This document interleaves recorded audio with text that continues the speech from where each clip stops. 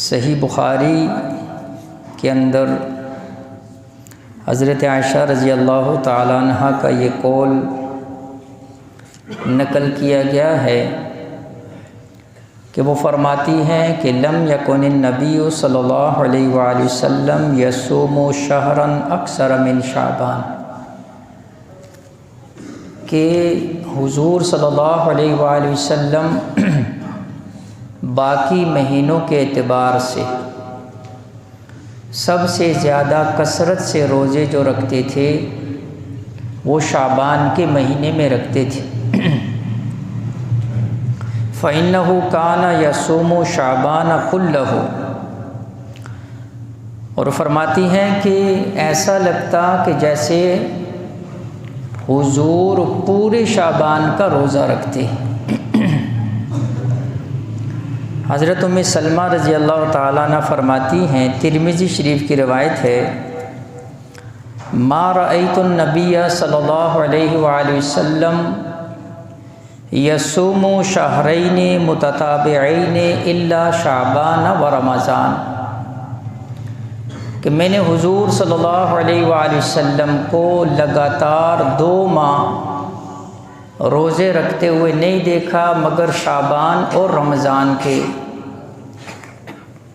یعنی شعبان کا مہینہ اس میں بھی حضور علیہ الصلوۃ والسلام مستقل روزہ رکھتے، اور رمضان تو ہے ہی روزوں کا مہینہ۔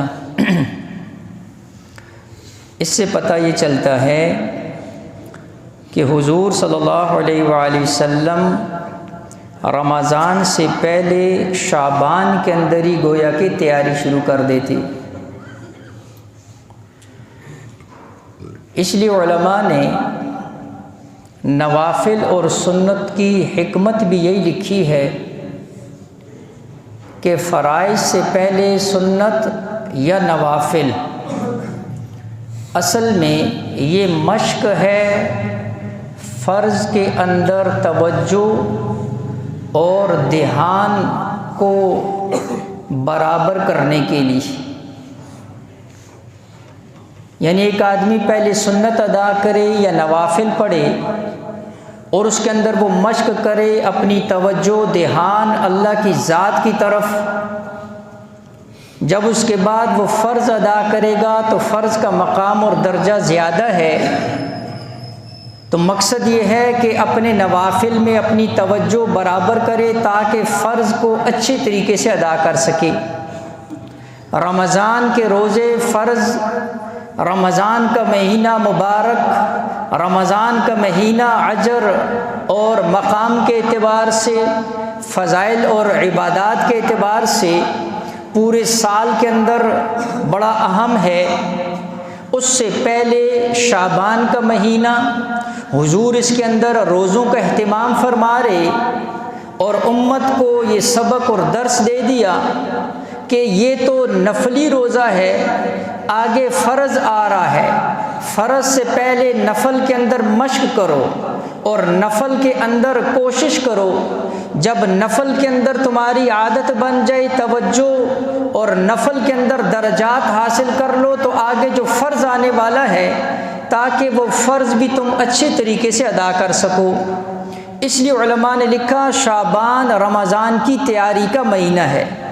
شعبان اپنے گناہوں کی معافی مانگنے کا مہینہ ہے، شعبان اپنی نیتوں کو خالص کرنے کا مہینہ ہے، شعبان سابقہ گناہوں سے اللہ پاک سے جو ہے اس کی مغفرت طلب کرنے کا مہینہ ہے، شعبان کے اندر ریاضت ہے، مشق ہے، عبادت کے اعتبار سے، تلاوت کے اعتبار سے، ذکر کے اعتبار سے، روزوں کے اعتبار سے، تاکہ آگے رمضان جو ہے یہ اچھی طرح سے ادا کر سکے۔ رمضان میں مشق ہے گناہوں کو چھوڑنے کی، رمضان میں مشق ہے اپنے معاصی کو، گناہوں سے اپنے آپ کو بچانے کا معمول بنانے کی، تاکہ رمضان جو ہے وہ گناہوں سے پاک گزرے، رمضان عبادت کے اندر گزرے، رمضان ذکر اور تلاوت کے اندر گزرے۔ تو یہ ایک مشق کا مہینہ ہے، لہٰذا اس لیے آپ کے سامنے آیت پڑھی، اللہ جل شان فرماتے ہیں لَقَدْ كَانَ لَكُمْ فِي رَسُولِ اللَّهِ أُسْوَةٌ حَسَنَةٌ، تمہارے لیے حضور کی زندگی میں بہترین نمونہ ہے۔ میرے نبی جو عمل کر کے گئے ہیں، حضور جو سنت چھوڑ کر گئے ہیں، حضور جو عمل چھوڑ کر گئے ہیں، یہی راہ نجات ہے، اسی میں برکات ہے، اسی میں انوار ہے، اسی میں اللہ تک پہنچنے کا ذریعہ، راستہ اور واسطہ ہے۔ اس راستے سے ہٹ کر کسی اور راستے کے اوپر جاؤ گے، انوار اور برکات تو دور کی بات ہیں، تاریکی اور ظلمت بھی ہے، اللہ سے دوری کا باعث بھی ہے۔ ہر سنت اللہ کے قریب کرتی ہے اور ہر بدعت اللہ سے دور کرتی ہے۔ ہر سنت دل کے اندر نور پیدا کرتی ہے اور ہر بدعت دل کے اندر ظلمت اور تاریکی پیدا کرتی ہے۔ ہر سنت سے حضور کی محبت دل کے اندر آتی ہے اور بدعات سے حضور علیہ الصلوۃ والسلام سے جو ہے وہ دوری پیدا ہو جاتی ہے، اور یہ دوری کا اثر روایات سے ثابت ہے، مفہوم ایسے ہے۔ حوض کوثر کے اوپر جب حضور علیہ الصلوۃ والسلام کہیں گے کہ میرے قریب کر دو، اس وقت فرشتے کہیں گے کہ اے حضور، یہ وہ ہیں جنہوں نے آپ کی سنت کو چھوڑ دیا تھا، یہ بدعات والے ہیں، تو حضور بھی فرمائیں گے ان کو مجھ سے دور کر دو۔ لہٰذا عرض کرنے کا مقصد یہ ہے کہ جہاں پر سنت آتی ہے وہاں پر بدعات بھی آ جاتی۔ ہم کھیت کے اندر کوئی اچھی فصل کاشت کرتے ہیں، وہاں پر جڑی بوٹیاں خود بخود اگاتی ہیں۔ ہم کوئی اچھا پھل کاشت کرتے ہیں، ساتھ جو ہے ان فصلوں کی گوڈی کرنی پڑتی ہے، اس میں سے جڑی بوٹیوں کو صاف کرنا پڑتا ہے، تب جا کر فصل اچھی ہوتی ہے۔ لہٰذا اگر ہم سنت کے اوپر چلتے رہیں گے تو دائیں بائیں سے رسم و رواج، بدعات، ادھر سے کان میں آواز پڑی، ادھر سے آواز آئی، ادھر سے کسی سے سنا، ادھر سے سنا، اور پیچھے اس کی سند کوئی نہیں ہے، اس کی حقیقت کوئی نہیں ہے۔ کسی سے پوچھو یہ عمل کیوں کر رہے ہو، فلاں سے سنا ہوا ہے، فلاں کون ہے، کہا کہ جی وہ فلاں، اب اس کا پتہ کوئی نہیں ہے کس سے سنا ہوا ہے۔ لہٰذا جب بھی کوئی عمل حضور صلی اللہ علیہ وآلہ وسلم سے ثابت نہ ہو، سنی سنائی ہوئی بات، میں نے عرض کیا رسوم اور رواج، اس پر چل کر اگر جو بندہ سنت کو ترک کرے گا، یہ ہمیشہ ہمیشہ کی خود بھی گمراہی میں پڑے گا اور دوسروں کو بھی گمراہ کرے گا۔ میں نے عرض کیا